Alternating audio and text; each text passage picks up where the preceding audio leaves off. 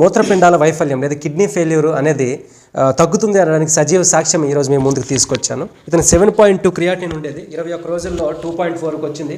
అలాగే blood urea nitrogen ఇవన్నీ కూడా ఇంతకుముందు 135 ఉండేది, ఇప్పుడు 45కి వచ్చింది. ఆల్మోస్ట్ ఆల్ రీడింగ్స్ కూడా నార్మల్ రావడం జరిగింది. ఈరోజు ఆ వ్యక్తి అనుభవాలను మీరు వినండి. అందరికీ నమస్కారం అండి. నా పేరు శాసగిరి. 7.5కి వెళ్ళిపోయిందండి. ఫస్ట్ మాకు తెలియక 9 కూడా దాటేసింది.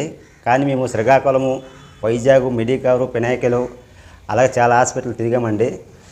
కానీ మేము ఎంక్వైరీ చేస్తే సార్ గురించి ఇలాగా తెలిసింది, గోమాత ఆశ్రమం అనేసి. ఇతను చాలా మాకు మా నాన్నగారికి పునర్జన్మం ఇచ్చినారండి. చచ్చిపోవలసింది మా నాన్నగారు బతికించారండి. అదే మాకు చాలండి. ఇప్పుడు కూడా మేము అది మర్చిపోలేకపోతున్నామండి. ఇప్పుడు మాది శ్రీకాకుళము, రావడానికి చాలా ఇబ్బందిగా ఉంది. కానీ ఈ ఎండతో కూడా వచ్చి అతనికి పాదాభివందన చేయడానికి వచ్చామండి. బాగా రికవర్ అయ్యిందండి. చాలా పెద్ద డాక్టర్లు కూడా ఆశ్చర్యపోయారండి. ఎందుకంటే అది 9.5 కూడా వెళ్ళిపోయింది, కూడా ఈరోజు 2.కి వచ్చిందండి. రికవర్ అవడం ఉంది మా అదృష్టము. అతను మాకు మా నాన్నగారికి ప్రాణభిక్ష పెట్టారండి. ఇతను రుణము ఎన్ని జన్మలని మేము తీర్చుకోలేమండి. గోమాత ఆశ్రమంకి శరణం శరణం శరణం అండి.